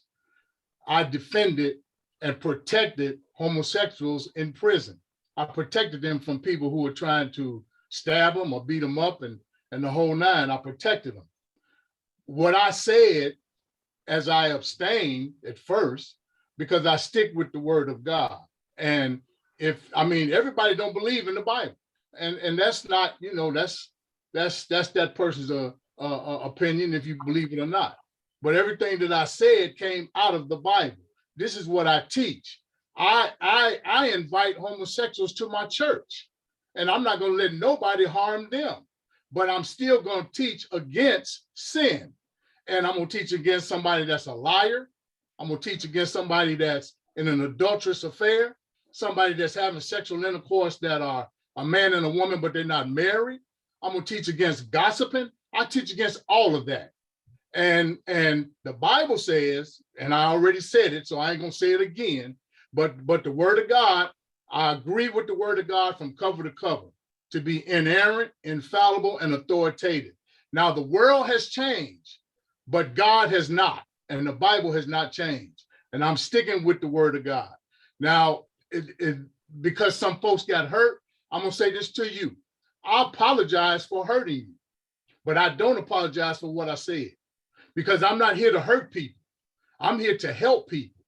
Like somebody helped me. My mother and my grandmother and my great-grandmother, they prayed for me. That's why I'm still here to teach this word. I didn't always teach this word. I'm 66 years old. I didn't come to God until I was 39 years old. So for a long time, I did some things that I shouldn't have done, but I was taught that I had to be born again. So now that I'm born again, I teach in regards to that new life. So here lies the issue. I'm not going to resign. I'm not going to do that. So whatever points, whatever process you guys take, you do what you do. And again, I'm still going to tell you, I love you. I love each and every one of you. And I wouldn't let nobody harm none of you. I wouldn't let that happen. And Commissioner Roberts, I told you when you asked me, could we meet? What did I say? I said, yes, we can. We can meet and we can discuss. But I'm not going to change the way that I think. I'm not going to change the way that I have been taught by the Word of God and the concepts of the Word of God. And there are 5 rights in the First Amendment, five freedoms, I should say. It protects speech, it protects religion, press assembly, and the right to petition the government. Those five rights in the First Amendment. I would not have said anything because I went, if you can remember, I voted abstention. So when you asked me, then it came out. I've been part of this board for however long. I forgot when Supervisor Joel Landerson asked me to come on. I forgot the date that I came on. But I've never said anything against LBYGT. I've never said nothing against homosexuals. I never said nothing against transgenders. I've never done that. But then when you ask me, can we, Pastor Hodges, could you summarize it up? Because we only have 15 minutes and I have 3 more commissioners that want to speak, and then we have to take action. Well, I'm done. All right, Commissioner Ismail, I see Commissioner Evans and Commissioner Ramirez. Herminia. I just wanted to echo what have been previously stated by my colleagues, except Commissioner Hodges. It is concerning to me in IRC as we welcome and serve refugees, immigrants, and asylum seekers, including the transgender community, who actually consider San Diego as a safe haven. They've been persecuted from all over the world in coming to us here. Therefore, I support any actions to end the hate language, especially within this commission. Thank you. Commissioner Ramirez, Herminia. Hi all, thank you. I hope you can hear me. I'm making my way to my next meeting, but I thought it was important. I didn't get to sign on to the letter. I didn't have enough time to review it, but I want to thank Commissioner Desert for moving that forward. And I want us to think about this as a precedent. Like, if we allow a commissioner who has these views that are not inclusive and really are, it was very saddening. What are we setting up this commission to be? And I think our name, like, as a newer commissioner, I joined because of what I wanted this commission to achieve. And I think if Commissioner Hodges remains on the commission, I would have to think about my participation in the commission. And so I hope all of us can come together and really, we speak as a commission, so we speak as a group, and really thinking about what that means. And again, thank you to everyone who already shared. And again, to Commissioner Desert, who put it so beautifully for all of us. And I hope we can, go from here, learn from it, and really do our community proud. Commissioner Evans, we have 15 minutes.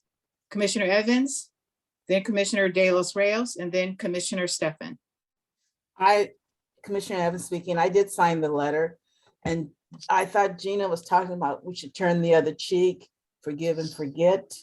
But as a commission, we are role models, and sometimes being a role model, and I know I'm using cliches, means doing what is right and correct, not necessarily what is popular in terms of present day.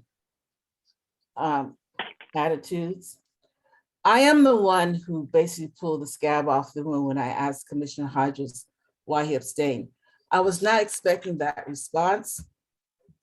I was thinking more in terms of, I guess, policy, procedure, not in terms of his, I guess, basic feelings, you know, and I was floored, simply floored. I mean, response could have been, I choose not to respond, or none of your business, blah, blah, blah. But that was just so inappropriate and out of line. Thank you. Commissioner De Los Reyes? Thank you, commissioners. I agree.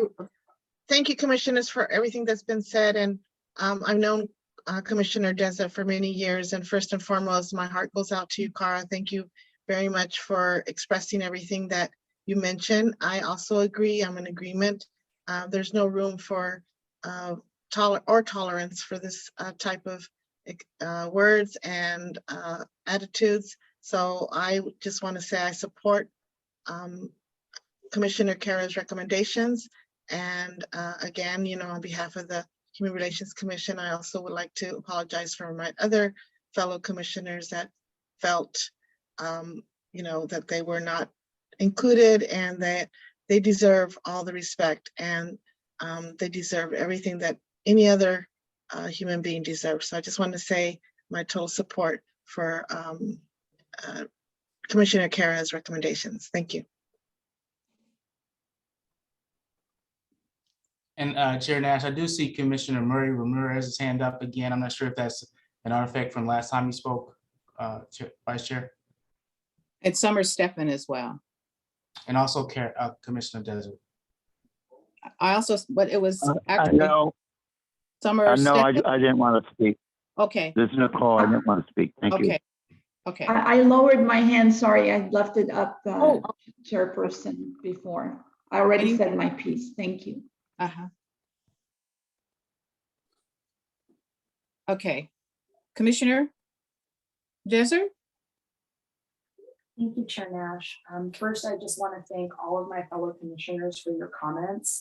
They're powerful, and to feel, after what happened in the commission meeting on November 9th, a groundswell of support, not only for our LGBT community, but specifically for our transgender and non-binary community, and to hear shared outrage at the comments and hate language that were shared in this space gives me hope. Not only for the future of San Diego County, but for the future of this commission, because this has really threatened what we are about and our ability to stand against hate in the work that we do, which is why the reason I know we're all here. So I want to thank everybody for their comments. I'd like to ask Chair Nash to make public the letter that Commissioner Hodges shared so that we can all have the same information. And I'd like to make a symbolic motion. I understand that Chair Nash does not, because of the bylaws, have the power to remove Commissioner Hodges, but I think sometimes symbols matter when we're not empowered to create the solution that we want today. And so I'd like to make a motion that we call for Commissioner Hodges' immediate resignation. Anaya would like to second. Okay.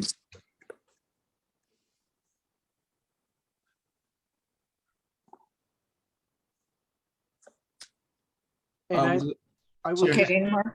We can call for the vote, Chair Nash, but there also, I believe, was a motion that included other items. Commissioner Desert, did you want that motion to include those as well? Or did you just want to? We can do it all in one motion. That's fine. I'd like to make a motion. First, a symbolic motion that this commission joins me in asking for the immediate resignation for Commissioner Hodges. Second, I'd like to make a motion that we launch a public campaign to call upon Supervisor Anderson, including leveraging our relationships with the other supervisors, to call upon Supervisor Anderson to remove Commissioner Hodges from this commission because his views and statements are antithetical to our mission. And third, I'd like to make a motion that we revise our bylaws to give the chair of this body, in this case, Chair Nash, the power to remove for egregious actions any commissioner from this commission. Thank you. I want to make a comment before we take the vote. There were actually 3 letters that went to the Board of Supervisors. Commissioner Desert, and the letter that you signed on, as well as others that went directly to the Board of Supervisors, all of the Board of Supervisors, asking for what we're asking for today. Then there was a letter that came from me as chair on behalf of the commission that also went to the Board of all of the Board of Supervisors as well. All right. And then, of course, there were some separate letters, as some of the commissioners mentioned as well. There has not been a response from the Board of Supervisors at all. And I also want to mention the letter that Commissioner Hodges sent to me directly. I did share with others. I thought it went to the entire commission. I apologize that it didn't go, but it should have went to the entire commission. But I just want you to know that some of the things that you're asking for, we've done, and we've received no response from any Board of Supervisor at all. And I refuse to reach out to Board of Supervisor Anderson. It's his call. I did not reach out to Commissioner Hodges, because that letter that he sent to me was pretty clear that he was not resigning. And again, as Vice Chair Nicole said, it took me over the top as well. I also want to say that Julia invited me, and it was also to represent the Human Relations Commission and the City Human Relations Commission, if you remember that letter we all signed on, to the Transgender Day of Remembrance. And the one thing that really stuck out for me was not just the murders of transgenders, but the large number of murders of African-American transgenders. And personally, some of those individuals I know their families. So that really had a profound impact on me personally. And it's another added piece to the whole pool of disparities among Black people in San Diego. But that took it over the top when I went to that Day of Remembrance and saw all those beautiful faces of all of those Black young people that had been murdered because of what they stand for. So I'm asking Pastor Hodges, if that's your belief system, I respect your belief system, but the Leon Williams San Diego County Human Relations Commission is not a place for your belief system. And I am a pastor myself. I'm born and raised in the Church of God in Christ. Yes, I came up through all that crazy teaching that I had to undo personally. But undoing personally means, and I go back to our youth commission chair, it goes back to education. It goes back to broadening our space, broadening our views, and changing our mindset. I know for a fact, I have family members in my own family that are struggling with sexual orientation. I love them, I respect them, I embrace them, and I don't condemn anybody. None of my relatives, none of my friends, none of my coworkers, none of them. I don't use my pulpit even to condemn that lifestyle. It is not what Jesus taught us, which was to love thy neighbor as thyself. And I love everybody as I would love myself. I embrace them. So Commissioner Hodges, we really, really are asking, I'm asking on behalf of this commission that you would resign. Thank you. Can I speak? Yeah. I think we're gonna move to the motion. Well, I'm not resigning. I know that, you already told us that in the letter. So let's take the vote. Let's move on with the vote. Actually, I had my hand still up, and I want to make a comment that I really appreciate that Commissioner Desert put in the third one, because that absolutely solidified. I do not believe that the chair has the right to throw somebody off of this without the vote of the entire commission. Absolutely. I would change my comment that I will not abstain unless that that third part of the motion stays on there. I'm happy to revise my motion. Chair Nash, I want to thank you so much for your comments. I want to thank you for your letter. It was a powerful letter that you sent to the entire Board of Supervisors, and I want to honor your leadership and the labor of others who helped craft that letter.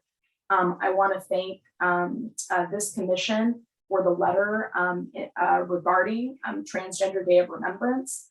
And I just want to say, with all due respect to the chair, we have not done some of these things. Yes, in the letter, we asked for Commissioner Hodges' resignation. And yes, we asked Supervisor Anderson to remove him, but we did not launch a public campaign. That's the next step, because we have received no response from the Board of Supervisors. So I will revise my motion. One, I would like for this commission to join me in a symbolic vote asking for the resignation for Commissioner Hodges. Second, I would like the commission to launch a public campaign targeting Supervisor Anderson and leveraging the other supervisors to remove Commissioner Hodges. And third, I'd like to revise our bylaws to give the chair the power to have a discussion requiring the vote of the majority of the commission to remove a member for egregious actions antithetical to our mission. Thank you. I'd like to continue with my second of that motion. I have a question. I know other hands are up. The symbolic vote is only for item number 1, right? The other ones are our actual. Yes, that's correct. Yeah. Thank you. And I have a comment in regards to the bylaws. I would like to remember those bylaws were, excuse my French, but thrown together in the creation of this commission. So the bylaws need to have a holistic review. And I would like to, in this particular case, definitely create a subcommittee, a bylaws subcommittee to be formed to address the updating of the Leon Human Relations Commission's bylaws overall, because the attendance came up earlier. So it does need a holistic review and update it to the current status of our commission. This is Commissioner Khoury. I volunteer to be on that subcommittee. As does Commissioner Roberts. I'd like to be on that committee too. Commissioner Evans. I would like to be in that committee. Committee. This is Commissioner Ramirez. Shouldn't we finish with this vote and then get into this committee? Yes. I call for the question. I call for the vote. Yeah. All right, we'll call the vote. Commissioner Anaya? Aye. Vice Chair Arton? Aye. Commissioner Chasen? Aye. Commissioner Clark? Aye. Commissioner Cinnamon Clark? Commissioner De Los Rios? Aye. Commissioner Desert? Aye. Commissioner Elliott Santos? Aye. Commissioner Evans? Aye. Commissioner Farouk? Commissioner Farouk? Commissioner Fowler? Commissioner Garcias? Commissioner Garcias? Aye. Commissioner Gillies? Aye. Edith Sanchez on behalf of Sheriff Gore. Abstain. Commissioner Griffiths Jones. Commissioner Hussain. I abstain. Commissioner Hodges. Nay. Commissioner Ismail. Aye. Commissioner Cordy, Aye. Commissioner Legaspi, Aye. Commissioner Ramirez, Aye. Chair Nash, Aye. Commissioner Perez, Aye. Commissioner Herminia Ramirez, Aye. Commissioner Ryman, Commissioner Roberts, I'm going to continue my abstention. Commissioner Ruderman, Commissioner DA Summer Stephan, Aye. Commissioner Villaforte. Aye. Madam Chair, that motion passes with 3 abstentions and 1 no vote. How many abstentions? 3. Thank you. Thank you. The I'd like reason to move that we adjourn. we're not adjourning until we can get that subcommittee put together, the bylaw subcommittee. That's why I threw it out there sort of out of order, because I wanted to make sure we were able to complete that item today. I didn't want to wait till next month. I did hear 3 volunteers, correct? I heard 4. I heard Commissioner Corey, Commissioner Roberts, Commissioner Evans, and Commissioner Legaspi. Okay, thank And you. this is Commissioner Garcia. I'd be interested in being on the bylaws committee. Thank you. Thank you. Thank you. Okay. Madam Chair, may I suggest if we can invite maybe a couple of because what worries me is the issue of quorum. Yes. When we are 5, we need at least 3, and if there is only 2, we cannot make it. Maybe another 2 commissioners may join us. Please. If we add more, then we need more people to make a quorum. So that's the problem on the Public Safety Commission. And what we could do, Madam Chair, is I could ask people to consider it and send me an email if you would like to be a part of it. Okay. Okay. And Appreciate then we could take that tally and we could take it offline and the vice chairs can discuss. Okay. Andrew, this is Rachel. I just wanted to point out that for subcommittees, if they are more than 7, then the commission needs to establish it. And so the chair does have authority to create committees that are less, that are 7 or less. So just wanted to take action to have a number. I'm trying to think the best way to do it. If anybody who wants to participate now and it's over 8, then the commission should take action today. So we have 5, so we would need 2 more to make 7. So do we have 2 more volunteers today? And keep it at 7? Would that be? I will volunteer. Okay. Thank you, Commissioner Delos Reyes. I'll volunteer as well. And who was that? Was that Villaforte? Thank you, Commissioner Villaforte. All right, we have our 7. Great, great. Okay. Are there any remaining agenda items? They will have to be deferred to our next commission meeting. Yeah, Madam Chair, Yes. This is Commissioner Ramirez.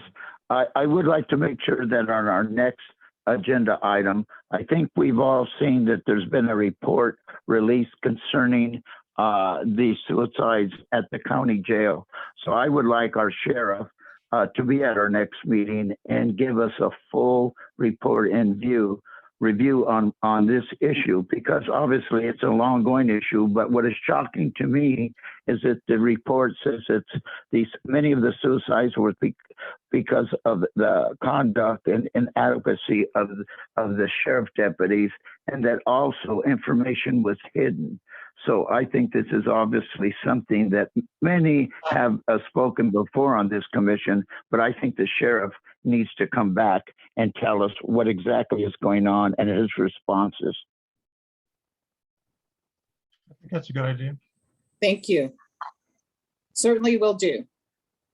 I also wanted to thank all of the subcommittees for the awesome work. The awards committee, we put on an excellent show that got great media attention. Public safety committee, you had a forum. I heard it was very successful. I'm sorry I couldn't be there. And the other subcommittees, thank you for all your work. We're in this together. And since this is December, I wanted to wish everyone a great holiday and that you stay safe. And we'll see you next year. Happy holidays, everybody. Enjoy your. Happy holidays. Happy holidays. Happy holidays, everyone. Thank you, Madam Chair. Happy holidays. Happy holidays. Take care, everyone.